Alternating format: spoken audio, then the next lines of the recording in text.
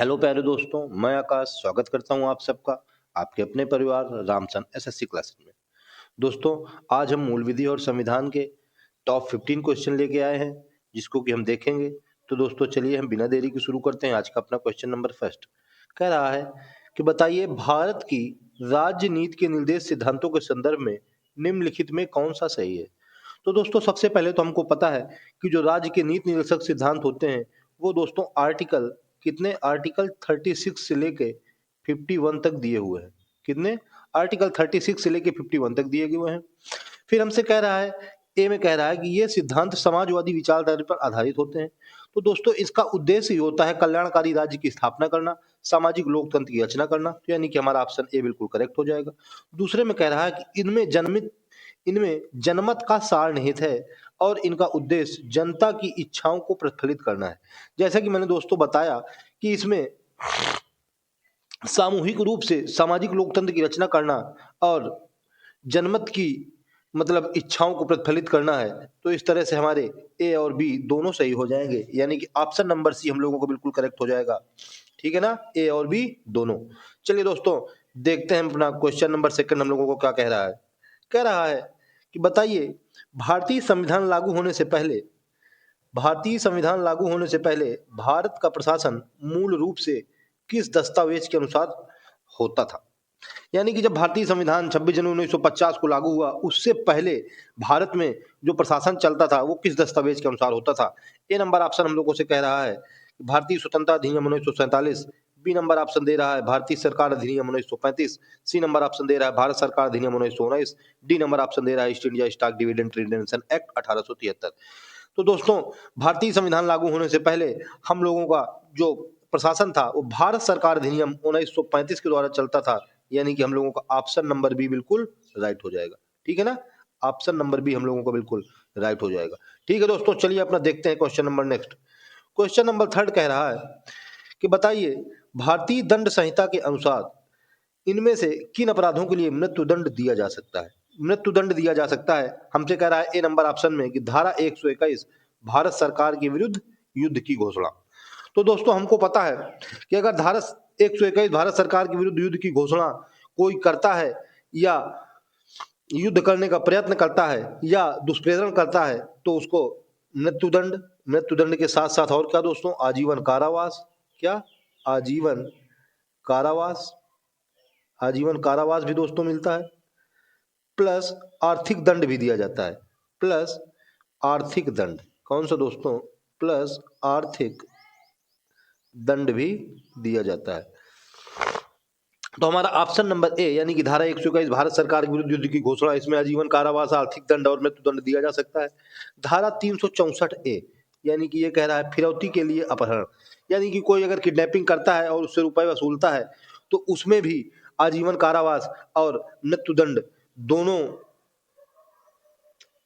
आजीवन कारावास और मृत्युदंड दोनों का इंतजाम किया गया है। तो इस तरह से क्वेश्चन नंबर थर्ड के लिए हमारा ऑप्शन नंबर सी ए और बी दोनों राइट हो जाएगा। ठीक है दोस्तों, चलिए देखते हैं अपना क्वेश्चन नंबर नेक्स्ट यानी कि क्वेश्चन नंबर 4 क्या कह रहा है। कह रहा है भारत सरकार के वित्तीय खातों से जुड़े भारत के नियंत्रक और महालेखा परीक्षक का प्रतिवेदन किसे प्रस्तुत किया जाता है। तो हमें बताया गया है दोस्तों कि आर्टिकल 151 के तहत, किसके आर्टिकल 151 के तहत, 151 के तहत जो भारत के नियंत्रक और महालेखा परीक्षक होते हैं तो उनकी जो लेखा संबंधी प्रतिवेदन या रिपोर्टें होती हैं वो राष्ट्रपति के समक्ष प्रस्तुत किया जाता है। किसके, राष्ट्रपति के समक्ष प्रस्तुत किया जाता है। जो राष्ट्रपति यानी कि उनको संसद यानी कि संसद के प्रत्येक सदन के समक्ष रखेगा। तो जो नियंत्रक एवं महालेखा परीक्षा है वो जो रिपोर्ट लेके आता है वो राष्ट्रपति के समक्ष प्रस्तुत किया जाता है। तो ऑप्शन नंबर सी हम लोगों का बिल्कुल करेक्ट हो जाएगा। ठीक है ना दोस्तों, आर्टिकल 151 के तहत राष्ट्रपति के समक्ष प्रस्तुत किया जाता है। फिर राष्ट्रपति क्या करता है, राष्ट्रपति उन्हीं रिपोर्टों को संसद के दोनों सदनों में पेश करते हैं। ठीक है, चलिए देखते हैं अपना क्वेश्चन नंबर नेक्स्ट।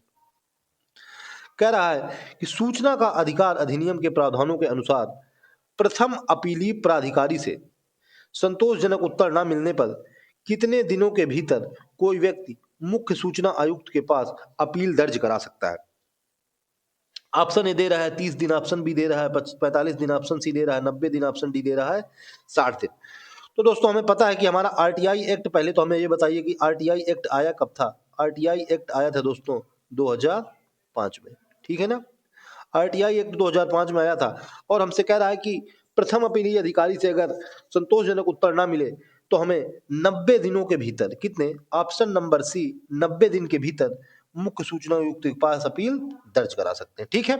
चलिए देखते हैं अपना क्वेश्चन नंबर नेक्स्ट। कह रहा है दोस्तों क्वेश्चन नंबर 6, कह रहा है भारतीय कानून के अनुसार अगर पुरुष की आयु ... से कम है तो वह बाल विवाह माना जाएगा, ठीक है। क्या कह रहा है, तो दोस्तों बाल विवाह अधिनियम जो है, बाल विवाह अधिनियम 2006 में आया था। कब आया था? बाल विवाह अधिनियम, बाल विवाह अधिनियम कब आया था? बाल विवाह अधिनियम आया था 2006 में, जिसके तहत दोस्तों बताया गया, जो 1 नवंबर 2007 से लागू हुआ था। लागू कब हुआ था? लागू हुआ था 2007 में, आया था 2006 में, लागू हुआ 2007 में। और जिसमें बताया गया कि अगर लड़के की आयु 21 वर्ष से कम है, कितने, 21 वर्ष से कम, यानी कि ऑप्शन नंबर बी 21 वर्ष से कम है,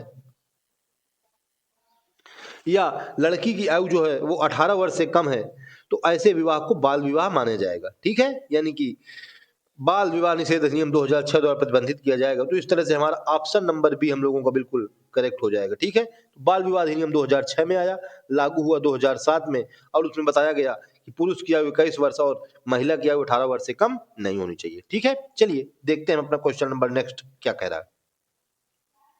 कह रहा है दोस्तों क्वेश्चन नंबर 7, कह रहा है नागरिकों के मौलिक अधिकारों के संदर्भ में निम्न में से कौन सा सही है। मौलिक अधिकारों के संदर्भ में दोस्तों हमें पता है कि आर्टिकल नंबर कितने से लेकर, आर्टिकल नंबर 12 से लेकर 35 तक हमें मौलिक अधिकार दिए गए हैं। कौन से? भाग 3 में। भाग 3 में आर्टिकल 12 से लेकर 35 तक के मौलिक अधिकार बताए गए हैं। तो हमसे कह रहा है कि बताइए कौन सा सही है। कह रहा है कोई व्यक्ति विशेष अपने मौलिक अधिकार त्याग सकता है, ये बिल्कुल गलत हो जाएगा दोस्तों। बी नंबर, जो कानून तथा कार्यकारी कार्यवाही मौलिक अधिकारों के विरुद्ध हो वे अमान्य और रद्द माने जाएंगे, ये हमारा बिल्कुल करेक्ट हो जाएगा बी नंबर। यानी कि हम लोग ऑप्शन कौन सा सही हो जाएगा? केवल बी, ऑप्शन बी हम लोगों का बिल्कुल राइट हो जाएगा, ठीक है ना दोस्तों। चलिए दोस्तों हम लोग देख लेते हैं अपना क्वेश्चन नंबर नेक्स्ट, यानी कि क्वेश्चन नंबर 8 क्या कह रहा है। कह रहा है किसके तत्वावधान में दिल्ली के मुख्यमंत्री शपथ ग्रहण करते हैं। तो दिल्ली के मुख्यमंत्री किसके तत्वावधान में? ऑप्शन नंबर ए कह रहा है दिल्ली के राज्यपाल, ऑप्शन नंबर बी कह रहा है लोकसभा अध्यक्ष, ऑप्शन नंबर सी कह रहा है राष्ट्रपति, ऑप्शन नंबर डी कह रहा है राष्ट्रपति द्वारा नियुक्त उच्चतम न्यायालय के न्यायाधीश। तो दिल्ली के मुख्यमंत्री, तो दोस्तों जब दिल्ली के मुख्यमंत्री हैं तो दिल्ली के उपराज्यपाल के तत्वावधान में ये शपथ ग्रहण करते हैं, यानी कि हमारा ऑप्शन नंबर ए हो जाएगा बिल्कुल राइट, ठीक है। चलिए देखते हैं हम अपना क्वेश्चन नंबर नेक्स्ट क्या कह रहा है। कह रहा है दोस्तों क्वेश्चन नंबर 9, किस जनहित याचिका मामले में न्यायालय ने सरकारी विभाग को यह निर्देश दिया कि वे झोपड़पट्टियों के विस्तार को रोकने के लिए समुचित कदम उठाएं और निवास योग्य परिवेश बनाएं। कि झोपड़पट्टियों के विस्तार को रोको और उनके निवास को अच्छे से परिवेश बनाइए, यानी कि उनको निवास यानी कि रहने के लिए अच्छी जगह बनाइए। तो ऑप्शन नंबर ए हमसे कह रहा है कि समता बनाम Andhra Pradesh, option number B हमसे कह रहा है अलमित्रा पटेल बनाम भारत संघ, ऑप्शन नंबर सी परमानंद कटारा बनाम भारत संघ, ऑप्शन नंबर डी एबीसी बनाम राष्ट्रीय राजधानी क्षेत्र दिल्ली। तो दोस्तों हमारा ऑप्शन नंबर बी अलमित्रा पटेल बनाम भारत संघ, इस मामले में न्यायालय ने यह निर्देश दिया कि झोपड़पट्टियों के विस्तार को रोका जाए और समुचित कदम उठाए जाए, ठीक है। तो हमारा ऑप्शन नंबर भी बिल्कुल राइट हो जाएगा। चलिए दोस्तों देखते हैं अपना क्वेश्चन नंबर नेक्स्ट क्या कह रहा है। अगर हाँ दोस्तों आपको ये मेरे क्वेश्चन दोस्तों अगर अच्छे लगे हों तो मेरे वीडियो को लाइक जरूर करें, और हाँ दोस्तों चैनल को मेरे सब्सक्राइब जरूर कर लेना, ठीक है। चलिए हम लोग देखते हैं अपना क्वेश्चन नंबर नेक्स्ट। कह रहा है निम्नलिखित में से कौन सा विषय राज्य सूची के अंतर्गत आता है। हमें पता है दोस्तों कि राज्य सूची के अंतर्गत उन विषयों को शामिल किया जाता है जिन पर कानून बनाने का अधिकार राज्य सरकार का होता है। किसका होता है? राज्य सरकार का होता है, जिन पर कानून बनाने का अधिकार। तो हम देखेंगे कि हमें कौन कौन से अधिकार राज्य सरकार द्वारा मिलते हैं। तो लोक स्वास्थ्य यानी कि सामाजिक व सुरक्षा तथा बीमा, ये हमारा नहीं है। बी नंबर नशीली पे, यानी कि यही ऑप्शन नंबर बी नशीली पे, और क्या क्या आ जाएंगे इसमें? आ जाएंगे कृषि आयकर, भूमि व भवनों का कर, संचार व्यवस्था, अस्पताल, लोक स्वास्थ्य व सुरक्षा, ये सभी राज्य सूची के अंतर्गत आ जाएंगे। तो हमारा ऑप्शन नंबर बी जो है बिल्कुल राइट हो जाएगा। ठीक है, चलिए हम लोग देख लेते हैं अपना question number next, question number 11 कह रहा है दोस्तों, भारतीय संविधान का कौन सा अनुच्छेद यह कहता है राज्य देश के पर्यावरण के संरक्षण एवं संवर्धन का और वन तथा वन्य जीवों की रक्षा करने का प्रयास करेगा? तो हमसे कह रहा है बताइए कौन सा अनुच्छेद कहता है। ऑप्शन ए दिया है अनुच्छेद 36, ऑप्शन नंबर बी अनुच्छेद 24, ऑप्शन नंबर डी अनुच्छेद 48 ए, ऑप्शन नंबर डी अनुच्छेद 12।